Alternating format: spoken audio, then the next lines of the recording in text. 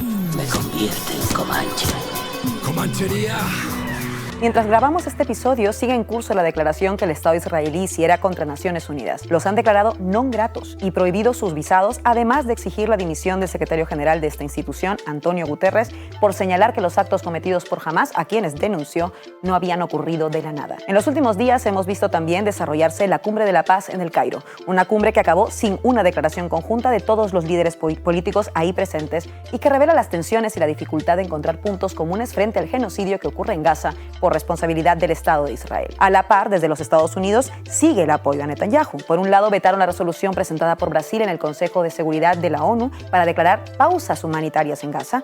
Y hace tan solo unas horas, Estados Unidos ha lanzado 2 ataques contra instalaciones relacionadas con la Guardia Revolucionaria de Irán en el este de Siria. China también mueve sus fichas, posicionándose de momento con sostener negociaciones en este contexto. Rusia, a su vez, hace lo propio, reforzando sus posiciones en Siria, y tal vez el país clave, Irán, ha señalado a través de su ministro de Relaciones Exteriores que si no se hace el genocidio en Gaza, no se salvarán de este fuego. El tablero se mueve y se calienta, y la pregunta que quisiéramos evitar se hace cada vez más pertinente e incluso podría parecer tardía.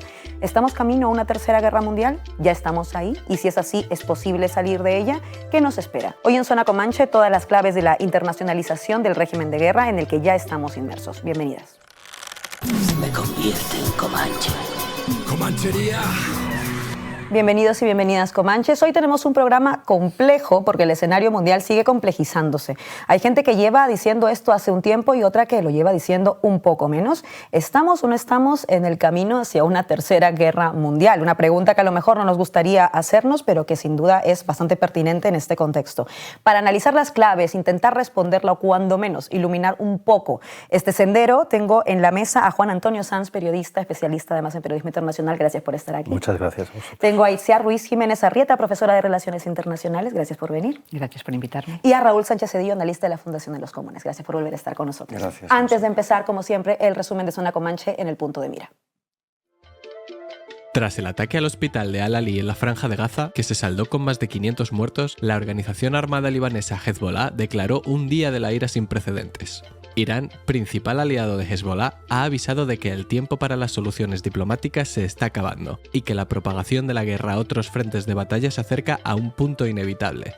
Mientras tanto, Israel ha contribuido a la escalada de la tensión regional disparando varios misiles en Damasco y Alepo, en Siria, y lanzando otro cohete al cuartel de las fuerzas de la ONU en el Líbano. Y Estados Unidos no deja de mandar material militar al Mediterráneo Oriental. Por otro lado, el conflicto entre Azerbaiyán y Armenia no está acabado. Las dos Coreas siguen técnicamente en guerra. En Ucrania, la guerra se ha transformado en una guerra de trincheras, y África sigue sufriendo las consecuencias de la oleada de golpes militares del pasado verano. Hoy, en Zona Comanche, nos preguntamos si estamos ante una dinámica de guerra mundial. Empezamos, como siempre, con la regla del minuto, con una pregunta amplia, muy amplia para un minuto, pero intentemos responderla. ¿Hasta qué punto plantear la posibilidad de una tercera guerra mundial es exagerado? Empiezo contigo, Juan Antonio. Pues exagerado no hay nada en este mundo porque está habitado por humanos y somos capaces de hacer cualquier cosa. Pero yo más que de guerra mundial hablaría de confrontación mundial. Tenemos 2 zonas con 2 conflictos muy intensos, como es en Europa, en el este de Europa, Ucrania y Rusia, que tienen también sus ramificaciones en lo que se refiere a la OTAN y la Unión Europea. Y después tenemos lo que está sucediendo entre los territorios palestinos y Hamás e Israel, en que afecta a todo Oriente Medio. Esta es más peligrosa, desde luego, y estamos viendo que incluso la guerra de Ucrania se está quedando reducida a un conflicto postsoviético, y eso es muy interesante, y cómo los países europeos y de otros lugares pues están mirando en dirección a Oriente Medio. Pero guerra mundial, aunque en este caso Israel tiene armas nucleares, Rusia también, no hablaría yo así de eso. ¿Itziar? Bueno, yo creo que es una exageración y además yo creo que es difícil prever lo que puede ocurrir, pero también nos enseñan un poquito la historia de los últimos 70 años que es difícil que se produzca una confrontación directa entre las grandes potencias que tienen armamento nuclear, ¿no? Podemos hablar de disuasión nuclear y de muchas cosas. Lo que ocurre es que al mismo tiempo, ¿qué entendemos por una tercera guerra mundial? Hoy en día hay muchísimos lugares en el mundo, más de 33 espacios en todo el mundo que están en guerra, y en esa guerra están participando gran parte de todos los actores que han participado en la de Ucrania o que están participando en la actual, ¿no? Entonces, por un lado, ya estamos en una situación de una guerra que millones de personas en todo el mundo la están sufriendo, y por otro lado, si lo que llamamos solo una guerra, una tercera guerra mundial, sería ese miedo a una confrontación con armamento nuclear, yo creo que en ese caso sería una exageración. Raúl. Sí, reitero lo que ha dicho Itziar, es decir, el subcomandante Marcos ya en el 97 ya hablaba de la Cuarta Guerra Mundial, precisamente porque había habido esa transformación de la guerra. Yo creo que la pregunta no es tanto si es posible, que es perfectamente posible, sino cuán probable es. Nos movemos en la cuestión de la probabilidad de que un conflicto caliente se torne en una guerra mundial, incluso con la participación de las grandes potencias. Yo creo que cada día que pasa con estos dos conflictos, esa probabilidad aumenta. Cada día que se irreversibiliza, aumenta. Sobre todo porque hay unos factores subyacentes que así lo determinan. Básicamente, la crisis de la hegemonía estadounidense se está resolviendo justamente mediante un binomio muy claro, que es exportar la guerra para que la guerra civil larvada interna pues no destruya la unión de los Estados Unidos. Yo creo que ese es un factor, junto a otros que trataremos, que hace precisamente que la guerra sea necesaria y por lo tanto la confrontación mundial bastante probable. Pues vamos a Oriente Próximo, que es un poco lo que ha dado la puerta a que empecemos a hablar de este tema, que como habéis apuntado, pues tiene matices. En Oriente Próximo, algo que nos parece bastante importante es algo que ha ocupado bastante espacio mediático esta semana. La declaración del Estado de Israel de non grata a Naciones Unidas por un discurso de su secretario general, de Antonio Guterres, señalando que lo que había hecho Hamás no había ocurrido de la nada. Vamos a escucharlo y a partir de ahí analizar a qué se debe esta reacción del Estado israelí. I have condemned unequivocally the horrifying and unprecedented 7 October acts of terror by Hamas in Israel.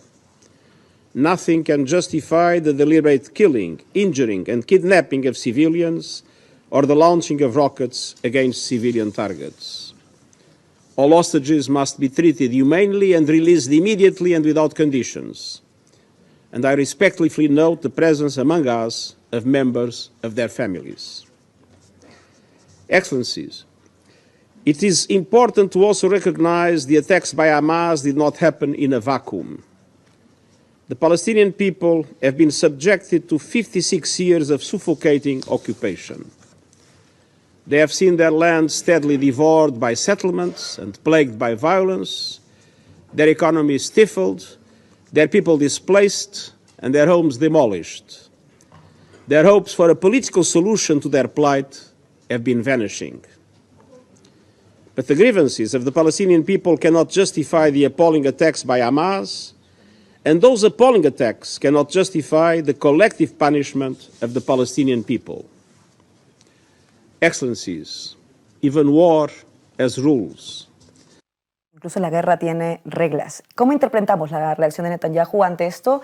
Además, algo que ha llamado la atención porque parecía un poco inesperado que alguien declarara non grata a las Naciones Unidas. Juan Antonio. En cualquier caso, me parece un poco hipócrita por parte de Netanyahu o de cualquier de los dirigentes israelíes que venga a echar pestes sobre la ONU cuando ellos han estado incumpliendo todas las resoluciones, 20 y tantas creo que han sido, en relación al Estado palestino que no es todavía. Entonces, esa acción ya, digamos que le quita toda fuerza. Es cierto que el señor Guterres ha subrayado que esto no es nuevo. O sea, hubo un ataque brutal, una matanza, una masacre el día 7 de octubre y eso no hay quien lo niegue. Pero tiene unos orígenes. Esos terroristas beben, casi todos los grupos terroristas beben en una cierta situación histórica en este caso, pues de retirada de todos los derechos y conversión prácticamente en un régimen de apartheid. Y después el clima de la región pues efectivamente ayuda a eso. Hay muchos estados árabes, o muchísimos, o todos, que hasta ahora no habían considerado la posibilidad de reconocer al Estado de Israel. Después se han estado produciendo estos acuerdos de Abraham que desde luego abrían una espita para la esperanza, sobre todo el que se estaba negociando recientemente entre Israel y Arabia Saudí.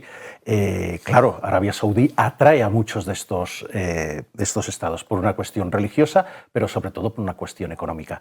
Entonces, en esta situación tan complicada aparece esta guerra e Israel responde con una fuerza inusitada y vamos a ver, las guerras, decir que hay reglas para las guerras, a mí me parece un poco también hipócrita. Se ha dicho lo mismo de la guerra de Ucrania, que hablaremos después, de Ucrania y Rusia, pero si vemos la destrucción que incluso allí se está produciendo en las áreas ocupadas por los rusos, en la propia Ucrania, no tiene nada que ver con este arrasamiento que está sucediendo en Gaza. Es terrible en este sentido. Entonces, y lo que está claro es que la población, en el caso del ataque a la Franja de Gaza, es la principal víctima. Entonces, mientras que en otras guerras, vamos a decir, convencionales, como lo que está ocurriendo en Ucrania, estaban hablando hasta de 100 y pico mil muertos por parte casi de cada contendiente, soldados, las cifras de muertos civiles, yo creo que esta semana se van a superar en el caso de las que están muriendo aquí. Entonces, ¿que hay reglas? Pues no lo sé. Desde luego, lo que sí que es muy pertinente que el señor Guterres diga: esto tiene un origen y, por lo tanto, si queremos resolverlo, pues tenemos que mirar a ese origen. Hay que decir que el señor Guterres, luego, por una presión que ha habido mediática, pese a contar con la solidaridad de algunos líderes políticos, entre ellos, por cierto, Pedro Sánchez, que salió a decir que se solidarizaba y que defendía lo que había dicho Guterres, ha querido matizar un poco y puntualizar. Esta mañana veía que, en efecto, decía que él en ningún momento no había condenado a Hamás y que no entendía la tergiversación de sus opiniones. Da la impresión de que la presión opera más sobre la ONU que sobre el Estado israelí, en ese caso, porque él sí que sale a cambiar un poco de tercio, mientras que desde el Estado israelí lo contrario. Y a partir de ahí, entonces, preguntaría también, Itziar, ¿hasta qué punto vemos que esto es una respuesta de un Estado acorralado, como se dicen, es que Israel está acorralado y por eso se ve obligado a esto, o por el contrario, más bien envalentonamiento y que por eso actúa como actúa? O sea, ¿hasta qué punto es una cosa o la otra u otra cosa? Bueno, yo creo que uno de los elementos, uno de los lugares centrales en un campo de una batalla como es esta guerra es la batalla mediática, la batalla del relato, ¿no? Y a mí me parece que lo que ha ocurrido con esta situación es que Israel está a la defensiva en el relato, porque no ha conseguido instalar, y a pesar de que siga convencido a algunos de sus aliados, como son los gobernantes europeos y estadounidenses, de intentar enmarcar toda esta situación en una lucha contra el terrorismo, porque ya desde hace varias décadas han intentado empujar la idea de que si estamos hablando de luchar contra el terrorismo, todo vale, y por tanto vale crímenes de lesa humanidad, vale crímenes de guerra o actos de genocidio, lo que ha ocurrido es una importante movilización de muchos sectores en el mundo internacional, tanto estados como movimientos sociales, como organizaciones de derechos humanos, que han intentado cuestionar ese relato y han planteado la necesidad, primero, de entender la historia de este conflicto previo y todos esos crímenes internacionales, apartheid, crímenes de lesa humanidad que viene cometiendo Israel, no solo en Gaza, sino en Cisjordania, en la propia población árabe dentro de Israel, y al mismo tiempo. Y eso yo creo que para mí no sería una matización por parte del Secretario General de Naciones Unidas, porque yo creo que también tenemos que decir que si Hamás ha cometido crímenes internacionales, los ha cometido.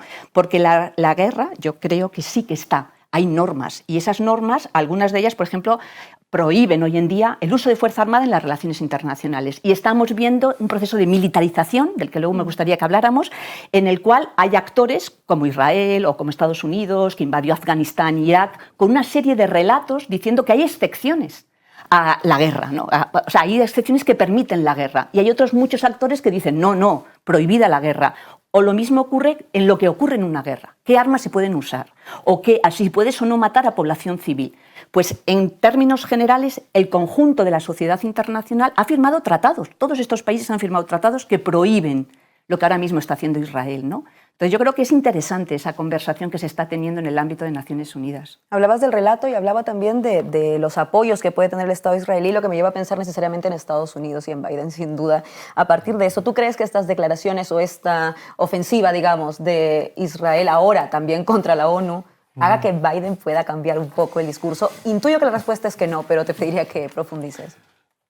No, pero yo creo que porque hay que remitirse a la realidad subyacente. La realidad subyacente desde Ucrania es que la ONU, digamos, es un foro, nada más. Quizás siempre lo fue, pero digamos, había una realidad internacional de la Guerra Fría, luego un periodo de conflictos humanitarios donde las guerras civiles hacían que hubiera intervenciones humanitarias. Desde el 11S y desde, digamos, la humillación para la ONU, que fue aquella comparecencia de Colin Powell enseñando frasquitos de las armas químicas de Irak, la ONU está muerta y por lo tanto es una pura relación de fuerza. En el Consejo de Seguridad, que impedirá cualquier tipo de ejercicio, que sería lo mínimo que habría que hacer, enviar una fuerza armada de la ONU a la frontera para impedir los combates y hacerla valer, cosa que debería hacerse, pero que no se va a hacer, como sabemos. Y por otra parte, insisto, estamos en un régimen de guerra global. Lo que se está jugando es cuestiones elementales de seguridad, territorio y población.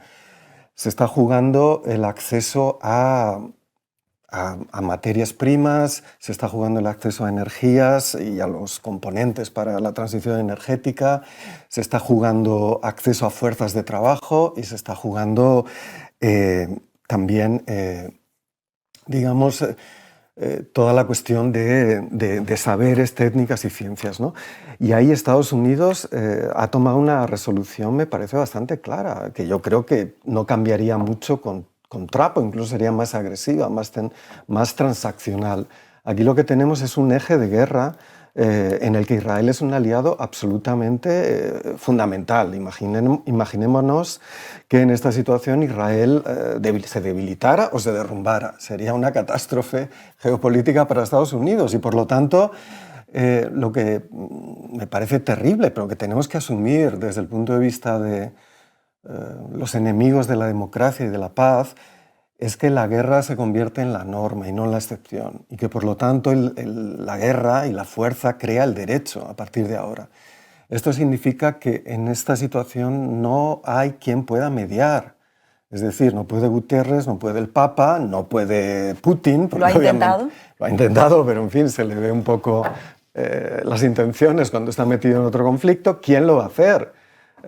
Ninguna de las monarquías de Arabia Saudita, Bin Salman no lo va a hacer porque precisamente esta guerra se ha hecho contra los acuerdos de Abraham también, es decir, para evitar esa pacificación, que por cierto ni siquiera la negociación de un Estado palestino me parece que pueda ser un elemento de paz, básicamente porque ¿qué es eso del Estado palestino? O sea, cuando el avance del apartheid, el avance de la conquista de territorio, del colonialismo particular israelí, ha dejado la hipótesis de un Estado independiente palestino que sería pues otra Gaza, pero asistida por la ONU, o por las corporaciones, o por los artistas de Hollywood que hicieran benefits para alimentar, porque es absolutamente inviable desde cualquier concepción de la soberanía moderna. Y por lo tanto, a mí me parece que estalle antes o después y con independencia de la crudeza, porque el genocidio se está produciendo y se va a producir. Quiero decir, a mí me parece que no hay nada que lo pueda evitar en este momento y eso ya me parece para perder la voz y el sentido. El problema es que justamente la cuestión palestina y la cuestión misma del lugar del Estado de Israel en la geografía de Oriente Medio se está jugando una partida del siglo y por lo tanto a mí me parece que el nuevo orden internacional, si lo queremos llamar así, se está jugando en la guerra y no el orden internacional, un supuesto orden internacional existente va a pacificar eso. No, el orden internacional está deshecho. Se trata de ver qué juegos y con qué intensidad de guerra van a redefinirlo. Mencionabas que lo que sería terrible para los Estados Unidos es que de pronto Israel se debilitara. En uno de sus recientes artículos, Juan Antonio señalaba que Irán es una pieza clave en eso también. Quiero que escuchemos entonces las declaraciones del ministro de Relaciones Exteriores iraní en Naciones Unidas hace tan solo unos días, para comentar a partir de ahí lo que podría suponer que Irán, si entra, qué pasaría, qué supondría esto en la región. The history of Iranian civilization shows that we have always supported peace and security.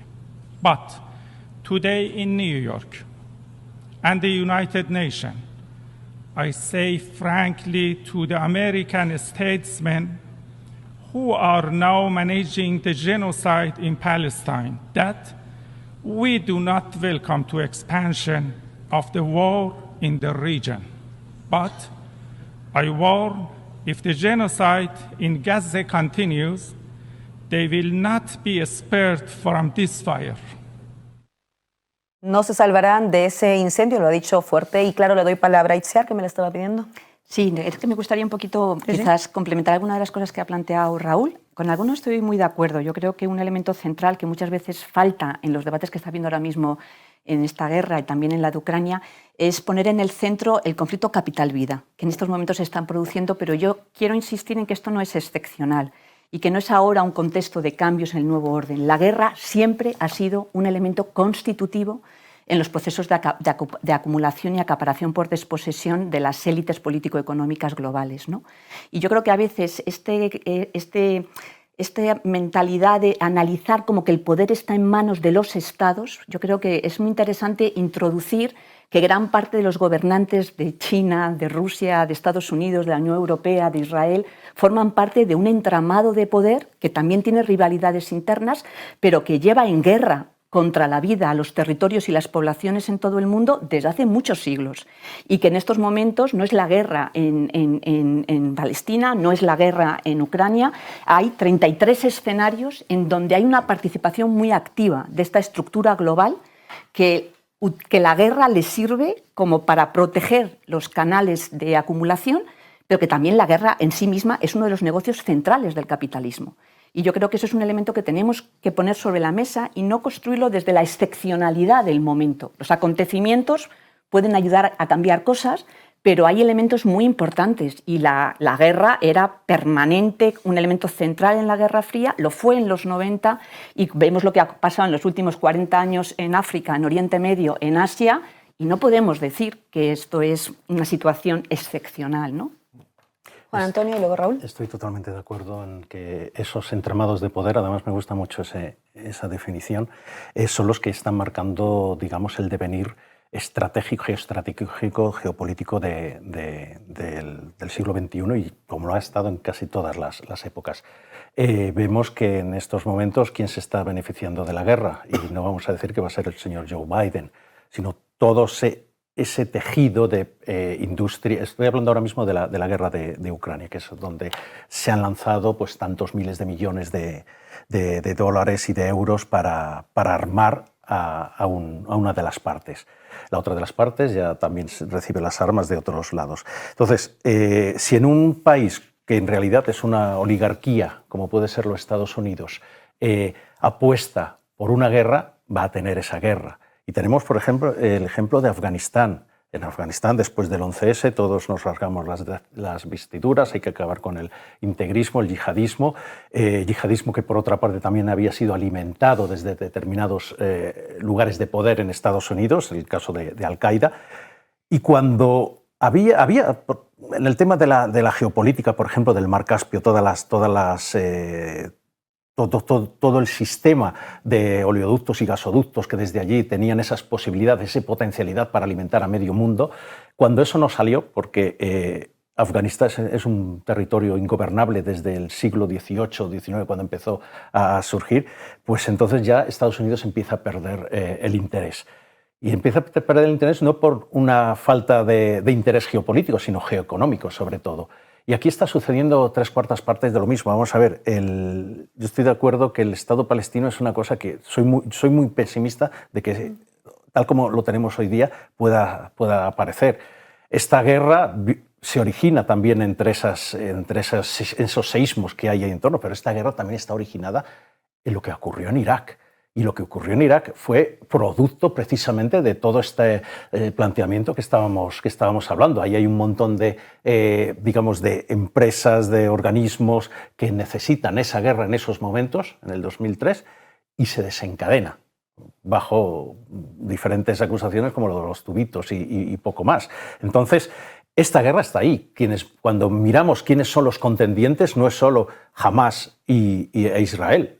Vemos que está Irán, lo que hablabas ahora mismo. Irán es el principal enemigo de Israel, no lo es Hamas, que es pues 30.000, 40.000 soldados, no lo es Hezbollah, porque Hezbollah es un elemento que depende además de Irán, de los guardianes de la revolución que están por allí danzando y un organigrama, un tejido que se ha ido construyendo a lo largo de los años. Entonces, cuidado, porque aquí, si empezamos a mirar los orígenes, hay muchos, pero hay muchos incluso más cercanos que en 1947 y 48 cuando se formó el Estado de Israel. Entonces, tendríamos que tener en cuenta todo eso y ver quiénes han estado detrás de todos los últimos acontecimientos, en este caso Estados Unidos, por supuesto, y en el caso de Irán, bueno, pues Rusia desde luego anda por ahí, China también tiene sus argumentos y tal, pero si lo miramos de esta forma, efectivamente sí que tenemos una conflagración mundial, quizá no a nivel de guerra, si utilizamos los términos clásicos para definir qué es una guerra, pero desde luego hay una confrontación total.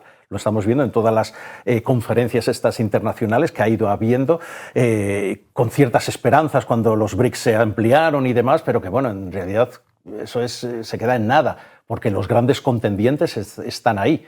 Y el gran contendiente contra incluso el orden internacional que dice defender es Estados Unidos. Raúl.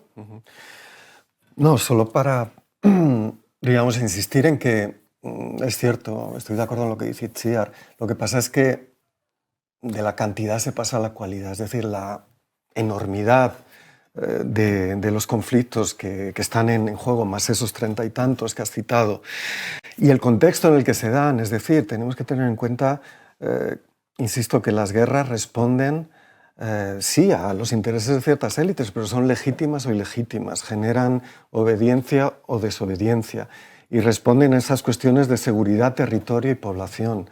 En el caso de Israel sabemos que conforme avance la guerra, por más horrible, sabemos que Netanyahu ha hecho esta guerra también para salvar su trasero, etcétera, pero la gente se va a unir. Hemos oído a laboristas como Barak y otros, Ehud Barak, diciendo que lo que hay que hacer, discutiendo en términos tácticos y militares. Y no solo Haaretz y la oposición que estaba saliendo a las calles, pues sabemos que si hay guerra, quiere decir, es cómo vamos a minusvalorar el recuerdo de la Shoah y el hecho de que no sabes qué va a pasar. Y eso es un elemento fundamental y al mismo tiempo eso hace invariante el apoyo estadounidense conforme se agrave la cuestión. Pero a lo que voy es que tenemos que tener en cuenta la crisis ecosistémica, el caos ecosistémico en el que estamos. Es decir, que la guerra es un momento o es una práctica de solución, digamos, de límites que están ahí. Por ejemplo, pues cómo acceder a las materias primas del Sahel, pues, como Dios manda, es decir, colonialmente. Desde el punto de vista de la transición ecológica, estamos viendo cómo los Emiratos Árabes Unidos, Arabia Saudita, etcétera, están haciendo un intento de independencia y de preparación para cuando el predominio de los combustibles fósiles no sea tal, es decir, para tener una relativa autonomía estratégica.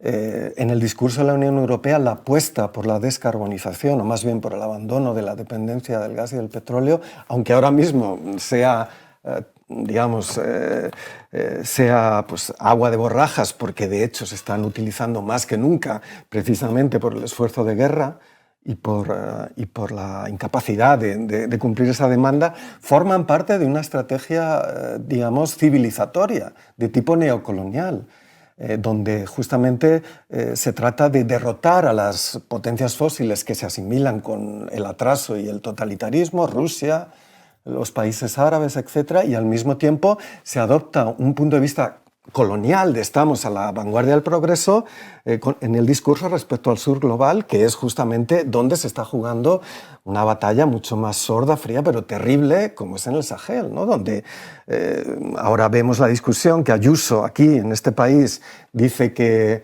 se están llevando todos los emigrantes a Canarias y que no los quieren en Madrid, etcétera. Eso forma parte de la guerra y eso se va a ver multiplicado por varias cifras a medida que ese conflicto se recrudezca en estados que son estados no ya fallidos, sino que estados que no van a poder satisfacer las necesidades básicas de la población, que ya no lo están haciendo, en términos de alimentación, agua potable, etc. Y eso significa, obviamente, que el movimiento de personas, que ahora está completamente considerado como objetivo militar por la Unión Europea, pues va a significar pues, masacre tras masacre. ¿Y eso qué significa en nuestra esfera pública? Para la izquierda, ¿qué tiene que hacer la izquierda? ¿Llorar? ¿Decir que un artículo en el periódico? ¿Va a seguir en gobiernos de coalición con los partidos fundamentales de la Unión Europea que van a ir a todas las guerras? Porque no se puede salir uno de esta guerra. Hay que tener en cuenta que romper con esta dinámica significa revuelta y revolución, y que lo suyo sería aprovechar lo que está sucediendo en el mundo árabe y la oposición todavía débil en Israel para justamente redefinir esos términos. Y una de las cuestiones fundamentales sería, en Oriente Medio, volver justamente a la idea de un único Estado, binacional o no, democrático y laico, la solución de un Estado, porque cualquier otra solución significa pues más genocidio y básicamente que con la dinámica actual en Israel, que insisto, es un país que se está fascistizando, o sea, es un punto irreversible en el que se ha adoptado por la composición política y productiva del país, el papel de los militares y de la investigación militar y de vigilancia, la industria del apartheid, el Silicon Valley, etcétera, etcétera, es fundamental, y esas son fuerzas constituyentes de una dinámica pues, bastante fascista. ¿Cómo se soluciona eso? Itziar. Yo coincido mucho con Raúl, la verdad, en la desesperación de pensar cómo se solucionan estas cosas, ¿no? Pero yo sí que creo que, digamos, si intentamos un poquito abrir las bolas de billar de los estados, encontramos que probablemente en todo el mundo se están produciendo importantes tensiones, ¿no? Y entre los gobernantes que conforman este conglomerado, en donde yo creo que Raúl tiene razón cuando dice la importancia que tiene los elementos discursivos de la construcción de, por lo menos en Europa y en Occidente, de toda esa figura del estándar civilizador, ¿no? De la pesada carga del hombre blanco, y cómo hay relatos que le ayudan a esa estructura de poder que es capitalista, que es neoliberal, que es blanca, que es racista, que es cristiana, pero yo también quiero poner sobre la mesa que es profundamente patriarcal, ¿no? Y cómo la guerra es algo que cotidianamente viven millones de personas y millones de mujeres en todo el mundo, y cómo desde estas estructuras de poder, esa militarización que va más allá, más allá no quiero decir que no sea fundamental y central, constitutivo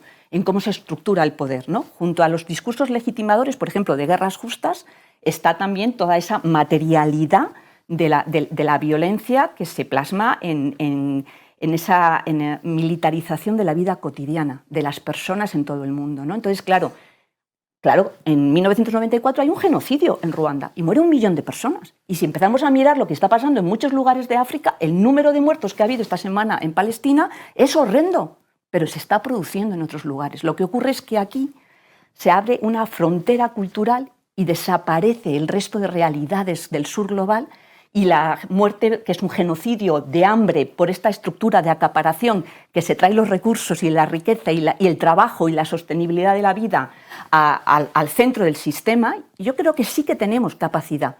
Las sociedades de todo el mundo, incluyendo las sociedades europeas occidentales, que llevan mucho tiempo con estructuras de poder profundamente fascistas, en el recorte de las libertades, en la represión de la protesta, en la violencia de género, en fin, es que es por todas partes donde florece la violencia que surge de este sistema de poder, ¿no? Pero yo sí pienso, es verdad que cuando lo vemos así pues nos entra mucha desesperación, pero yo sí que pienso que cuando miramos la historia de las movilizaciones en todo el mundo, hubo muchísima gente que luchó contra la trata de seres humanos, que luchó contra la colonización, que ha luchado por los movimientos de liberación nacional, que hoy en día, desde hace 75 años, está en Gaza luchando y resistiendo para tener una vida más digna. Y es ahí donde creo que podemos poner el foco, ¿no? Planteabas, yo creo que muy bien, el proceso que está como la guerra de las fronteras, ¿no? Pues creo que como sociedades aquí tenemos mucho que decir. ¿Cómo sostenemos nuestro modelo de vida? Pues a partir de ese proceso de acaparación. Neguémonos. Más que ponerse a cambiar, ¿cómo vamos a hacer para que Europa, en vez de depender del gas de Argelia, dependa del coltán del Congo o de no sé qué? No. Planteémonos que necesitamos, a nivel individual, a nivel social y a nivel de interlocución con nuestros gobernantes, pararnos y decir, se acabó, no en nuestro nombre. Y yo creo que eso es lo que tenemos que nombrar mucho más, algo que el poder siempre le gusta discursivamente hacer, que es hacernos creer que no es posible el cambio, que es hacernos creer que esto es así y naturalizan que la guerra es la forma de resolver los problemas sociales y de mantener, por tanto, esas jerarquías de poder. Y yo creo firmemente que el derecho internacional es un avance, que Naciones Unidas es un escenario social en donde la gente tiene que rendir cuentas, en el que el resto de la humanidad, o sea, el mundo internacional no es solo, aunque haya esas relaciones de poder, aunque haya esos negocios, no es solo una mesa de billar donde se mueven los estados, es un escenario profundamente jerarquizado, social, pero donde hay resistencias, hay movilización y en todo el mundo hay millones de personas, las propias personas migrantes. Su migración es una acción política. Están resistiendo y luchando por sus derechos y por una vida digna frente a esa estructura profundamente militarizada, seguritizada. Y yo comparto tu desesperación, pero al mismo tiempo creo que tenemos que nombrar la posibilidad de que es posible decirle a nuestros gobernantes no podéis seguir apoyando de la misma manera a Israel, porque esto es gravísimo. Estamos a punto de un genocidio, no en nuestro nombre. Y creo que tenemos la capacidad de presión. Hay pesimismo, hay desesperación en la mesa, pero también es verdad que, un poco en la línea de lo que mencionabas, hay también imágenes estas semanas de solidaridad a nivel internacional, solidaridad también en la región, que ha sido, por cierto, en algunos casos recibida de muy mala manera. Pienso, por ejemplo, en el caso francés y en cómo se están prohibiendo estas manifestaciones en solidaridad con el pueblo palestino, argumentando que pueden generar orden público, lo que sea que signifique. No entiendo yo qué clase de movilización no genera algún tipo de desorden público, si es parte de la intención de la movilización en sí misma. Pero a partir de ahí, y dándole paso ahora a Juan Antonio, ¿hasta qué punto compartes un poco que desde esa presión popular, un poco también lo mencionaba Raúl, la presión popular puede servir para torcer esos brazos, si basta y hasta qué punto es posible? Lo digo porque voy a traer el caso a España. Es verdad que aquí, por ejemplo, el gobierno tiene un discurso muy concreto, ha sido de los que se ha posicionado, por ejemplo, con Guterres, de los que han pedido el cese al fuego, esto hay que decirlo, lo ha hecho Sánchez, lo ha hecho Álvarez también. Pero también es verdad que, por ejemplo, por otro lado está la ministra Yone Belarra y luego lo ha hecho la ministra Irene Montero, que sí que han pedido cosas muy concretas, como por ejemplo cerrar relaciones diplomáticas con el Estado de Israel, dejar de vender armas, básicamente hacer lo que se hizo con Rusia, ¿no? Y por eso voy a Juan Antonio, que esto lo debe tener, lo que se hizo con Rusia. Y eso sí que no ha sido tan bien recibido tampoco desde dentro del gobierno. Dentro del gobierno estas ministras lo piden y aún así esta parece no ser una vía de solución. Nos quedamos entonces ahí en una trampa. La pregunta esta va a ser retórica, pero también es verdad que ¿por qué con Rusia unas cosas y con Israel no? Bueno, pues porque Rusia aparece como el malo de la película desde el principio.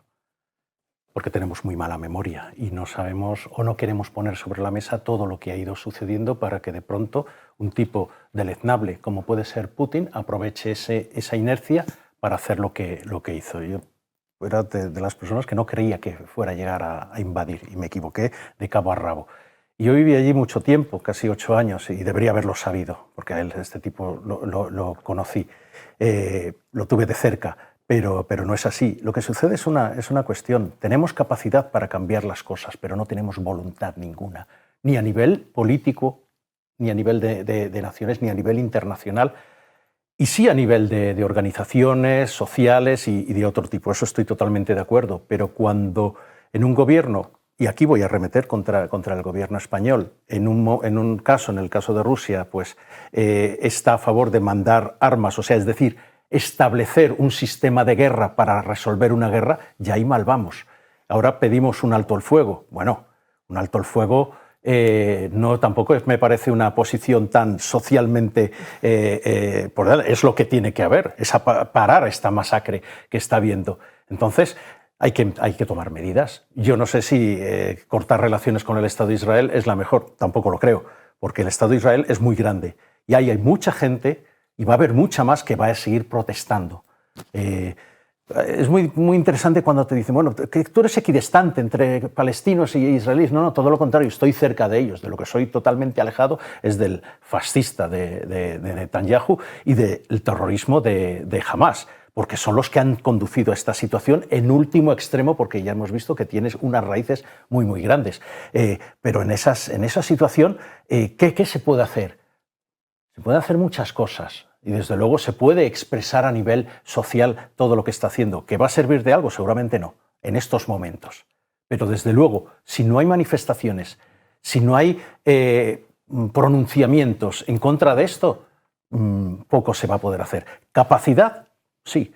Voluntad, ninguna. Y hablo de voluntad por parte de los gobiernos, de toda la Unión Europea. Cuando te aparece una señora como Ursula von der Leyen, pues haciendo esas declaraciones en Israel, vamos a entender que era producto de que se hacían semejantes declaraciones inmediatamente de producirse este ataque terrorista.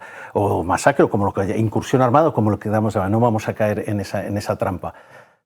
Pero sabemos quién es von der Leyen, quién detrás de las declaraciones que ha hecho en el caso del conflicto, de la invasión, de la guerra lanzada por Putin contra Ucrania. Y es una de las personas que dice la guerra se resuelve con más guerra. Vamos a verlo, si es así. Es algo que también decía Borrell, por cierto, sí. Raúl. Sí, a ver, yo creo que a partir de lo que hemos comentado, es decir, que tenemos un régimen de guerra global, tenemos un caos ecosistémico, una crisis de lo que unos llaman antropoceno, yo con Jason Moore y otras llamo capitaloceno, es decir, el capitalismo es el origen principal de la destrucción de la biosfera para, digamos, que pueda vivir especies, entre otras la humana, con cierta facilidad, ¿no? Y con cierta expansión. Y de eso son perfectamente conscientes las élites. Es decir, que van a venir problemas, eventos extremos, grandes migraciones, penurias energéticas, penurias alimentarias, y la guerra es ordenadora. Quiero decir, lo que pasa es que no estamos acostumbrados como blancos, ¿no? Eurocéntricos, y en mi caso como una generación que no ha vivido ni la Segunda Guerra Mundial, ni los conflictos alrededor de Europa, pues bueno, quizá eso cuesta ponerse al día, pero es la normalidad, por ejemplo, de la conquista. Lo que pasa es que estamos hablando de que la guerra muta con las máquinas de guerra y al mismo tiempo los afectos vinculados a la guerra, el militarismo, el patriarcado, mutan también porque, por así decirlo, generan devenires conjuntos y afectos conjuntos con las máquinas de guerra. Es decir, el fascismo de red, de ver, pues, de aplaudir cuando, ¿no? Pues con un dron matan ahí a inocentes, o lo que estamos viendo en las redes, ¿no? En ambos bandos, eso forma parte de las máquinas de guerra y forma parte de una incapacidad de resistir a esa captura. Yo creo que el problema es que las nociones habituales que hemos manejado de sociedad civil, ¿no? De oposición democrática, de que los gobiernos van a responder a la protesta, no. Yo creo que ese es el maldito problema. Que no hay una dinámica de reformas, una dinámica de transformación de lo que ya ha sido una toma de poder militar de organismos de suyo ya no democráticos, porque ¿qué es la Comisión Europea?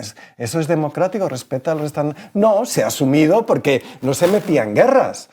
Pero ahora vemos que esta señora se va con el chaleco ahí a jalear a Israel. Y bueno, y hasta el año que viene y las elecciones, pues obviamente no la van a quitar, porque como ha dicho José Antonio, está metida en muchos fregados.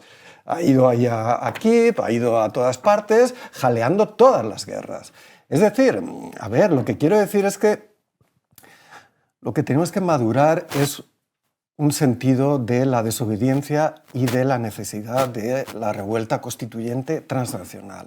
A mí me parece que nada indica que pueda haber ni siquiera una estabilización que no sabemos cómo puede haber estabilización en Europa cuando el mundo exterior está en llamas, eso cuándo ha sucedido, ¿no? Y luego una resistencia a lo que es una mutación antropológica, una mutación antropotécnica.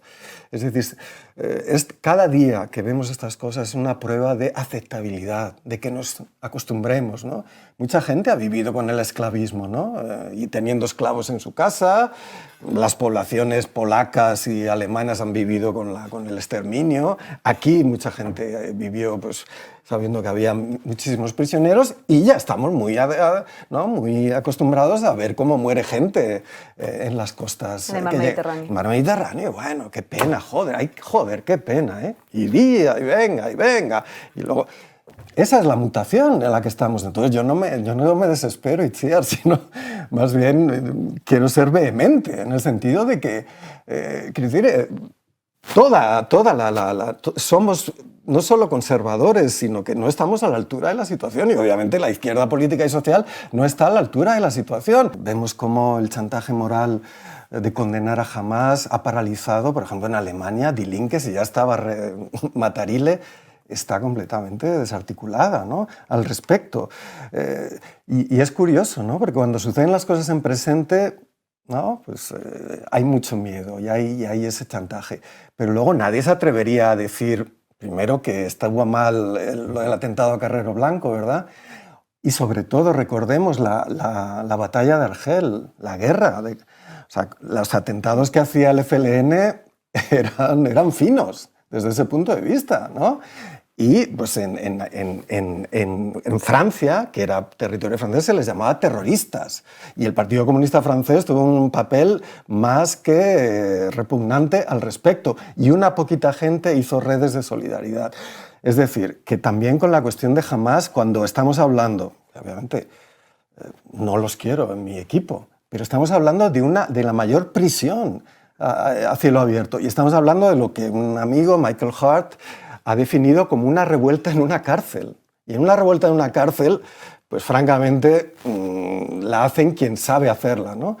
Y en este caso es Hamás, pero es una revuelta en una maldita cárcel donde sabes que te están matando poquito a poco. ¿Itziar? Uy, son muchísimas cosas. Empezando un poco por el final, yo creo que, por supuesto, las resistencias... puedes entender la legitimidad o las causas que llevan a las personas a usar la Fuerza Armada, pero yo sí que creo en que es una conquista de la humanidad que en esas resistencias o en las guerras no se pueda matar a inocentes, ¿no? Lo haga Hamás o lo haga el gobierno de Israel, y que tenemos que luchar por intentar presionar a todos aquellos que usen la Fuerza Armada para que no cometan esos crímenes internacionales, ¿no? Pero bueno, sí me gustaría dos elementos. Uno, creo que tiene una cosa que plantea Raúl que es muy importante, ¿no? Y que todo lo que es la militarización de la vida, la industria armamentística y cómo todos estos escenarios y cómo se cuentan las cosas permite que haya millones de euros que se destinan, en vez de a sanidad, educación y la mejora de las condiciones de vida de la gente, se destina a los pingües beneficios de la industria armamentística y de esta élite político global, tiene unos impactos medioambientales que muchas veces no tenemos en cuenta, ¿no? Cuando en Europa se fundamenta que cada país tiene que subir a un 2% el Producto Interior Bruto para cumplir las exigencias de la OTAN, ese dinero tiene que salir de algún lado, en un contexto de una crisis de la sostenibilidad de la vida brutal, pero además en un contexto es que ese dinero que se va a destinar a esas industrias armamentísticas tienen unos impactos ecológicos de aumento del cambio climático y de todo, que son... que nadie los pone sobre la mesa cuando hablan de hay que aumentar el Producto Interior Bruto para los temas militares, como hacen los gobernantes europeos, ¿no? Yo lo que sí que creo, y por eso me gustaría un poco insistir un poco en ello, es que hay sobre la mesa, y mucha gente está planteando en muchos lugares del mundo, cosas que se pueden hacer y cosas concretas que les podemos pedir a nuestros gobernantes. Y yo creo que aquí...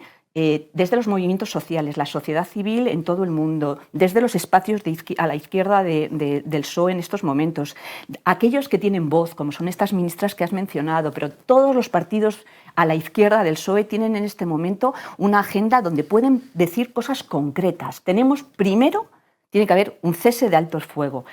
Europa tiene que dejar de vender armas y sobre todo de comprar las armas a Israel, porque Israel es uno de los países con mayor industria armamentística. España le compra un montón y Europa de armamentos, y una parte muy importante del dinero de los contribuyentes europeos se destina a la investigación militar de Israel, y luego como eso lo aplica en el apartheid, en la ocupación, o ahora mismo en Gaza con sus bombardeos, ¿no? Entonces yo creo que hay muchas cosas que podemos hacer en el ámbito del comercio de armas, en el ámbito de los acuerdos comerciales.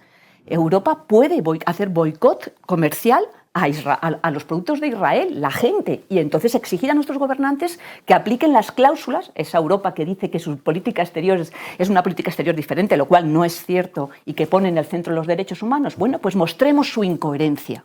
Tienen los tratados la obligación de suspender el acuerdo comercial con Israel en una situación como esta. Pues que lo haga y que le presionemos todo. Que entre todos trabajemos para llevar a la Corte Penal Internacional los crímenes que se están cometiendo en Israel. Y hay una oportunidad, porque el territorio de Gaza es parte de la jurisdicción de la Corte Penal Internacional. Y claro que hay muchos problemas en ese espacio, pero creo que políticamente y simbólicamente es importante que a nivel internacional planteemos que hay medidas concretas hoy, medidas concretas a medio plazo y ya medidas a más largo plazo que pasarán por una solución de diferentes opciones que hay sobre la mesa. Pero yo ahí coincido que en estos momentos, desgraciadamente, por la ocupación ilegal de Israel de toda la zona de Cisjordania, 2 estados es una solución que no es justa ni buena para la población palestina, porque es vivir en una situación de apartheid. Lo que tiene que hacer es desaparecer el régimen de apartheid que hay para la población árabe en Israel y desaparecer la ocupación. Y a partir de ahí, en esa negociación, el retorno de los refugiados. Es que es un montón de cosas, ¿no? De hecho, hay un Zona Comanche en el que hablamos precisamente de las soluciones viables. Entiendo que viable es una palabra compleja en ese escenario también, pero creo que también ha sido importante, que de hecho invito a que veáis si no lo han visto todavía. Hemos llegado al final del programa, han salido muchas cosas y seguramente nos han quedado muchas cosas en el tintero. Así que voy a dar 1 minuto para conclusiones a cada uno. Nos ha faltado hablar de otros actores, nos ha faltado hablar de China, profundizar más la guerra entre Coreas, lo sé. Tendremos que hacer más zonas comanches de este tipo, a las cuales estarán invitados e invitadas. Así que nada, conclusiones finales. Juan Antonio, empiezo por ti. Bueno, no es que sea inviable el tema de los 2 estados, sino que es iluso hoy día. Sería lo justo si fueran otras circunstancias, porque ya vemos que no solo se está desarrollando este drama en Gaza, sino también en Cisjordania, con colonos judíos que están masacrando también a palestinos, y que puede ser al revés, simplemente. Necesitamos también actores internacionales que de alguna forma digan basta, y actores internacionales a quien quizá no les vayamos a ver el pedigrí. China en esta relación podría hacer muchas cosas, y no simplemente por su régimen democrático ni mucho menos, sino por su potencial para oponerse a países como Estados Unidos, que ya han apostado directamente por la guerra, o por Rusia, otro país que ha apostado directamente por la guerra, y desgraciadamente Europa también está apostando por la guerra. China es un país que tiene muy pocas ganas de meterse por ahí en el exterior, lo hace económicamente, también es cierto, ahí está, pero no vamos a ver los tanques chinos en ningún otro sitio. Pero tenemos que quizá apostar por la diversidad también en la concepción geopolítica. Itziar. Sí, yo querría terminar un poquito resaltando este elemento quizás de desesperación esperanzada, ¿no? Que yo entiendo perfectamente, yo sí que me siento desesperada, pero al mismo tiempo creo que es muy importante que pongamos en el centro que es posible transformar, y la movilización puede servir para presionar, porque toda esa estructura de poder necesita legitimación. Se asienta en la violencia, pero también en convencer las mentes y corazones de mucha gente, para que no miremos lo que pasa en el Mediterráneo, para que sigamos consumiendo el coltán y los móviles, para, bueno, muchas cosas, ¿no? Entonces yo creo que sí que podemos poner el foco en algo que me parece muy importante, es que en las últimas décadas se ha naturalizado como el sentido común que resolvemos los conflictos políticos sociales a través de la guerra, a través de la militarización, aceptando que la seguritización nos inunde toda nuestra vida, aceptando que en los aeropuertos nos vigilen de la manera que nos vigilen, que haya una represión de la protesta, que se pongan multas a una persona que lleva una bandera palestina, y que a esos niveles podemos perfectamente cuestionar, protestar y exigir que los gobernantes pongan en el centro la sostenibilidad de la vida, la sostenibilidad de los cuidados, los derechos de la gente. Y evidentemente no lo van a hacer y van a intentar hacer sus estrategias. Pero es en ese juego en donde se abren oportunidades cotidianas para que algunas personas puedan vivir vidas más dignas, o al menos que el elefante esté desnudo. Y eso puede ayudar a provocar cambios, ¿no? Raúl. Lo que estamos viendo, este genocidio retransmitido, sobre todo en el mundo árabe, pero en todo el mundo, está generando un ciclo de protesta. Yo creo que eso no lo hemos tenido por distintos motivos en la guerra en Ucrania. Es positivo, pero no es suficiente. Yo creo que es necesaria una conmoción en los lugares donde se juega justamente el futuro de la guerra, que son los centros del norte global y en la Unión Europea. Necesitamos una conmoción emancipadora más potente aún que el 15M. Es decir, aquí decir que con protestas, con manifestaciones, y luego ¿qué hace más daño a los partidos de la guerra? Decir no te voto. Y al PSOE, si no le votamos, y va a sumar que también pues, se pone de perfil, pues igual gana Vox, ¿no? Entonces, que estamos en el cuanto peor mejor. Es decir, lo que necesitamos es revuelta. Necesitamos generar una conmoción que sea capaz de romper la infantilización de la opinión pública, que sea capaz de romper la mala conciencia y que genere precisamente un sentimiento de cambiar el mundo que vaya más allá de la desesperación. Es decir, de que si todos desobedecemos, si todos saboteamos el esfuerzo de guerra, en muchos lugares del planeta se puede derrotar al partido de la guerra. Muchas gracias Juan Antonio, Itziar, Raúl por estar con nosotras y a ustedes que nos han acompañado. Y no olviden que para hacer estos programas que tocan a profundidad una serie de temas y desde otros enfoques diferentes a los que nos suele poner el poder mediático, necesitamos de ustedes. Entren a canalred.tv, denle a suscribirse y nos vemos el próximo viernes. ¿Sabes qué significa Comanche? Enemigos para siempre.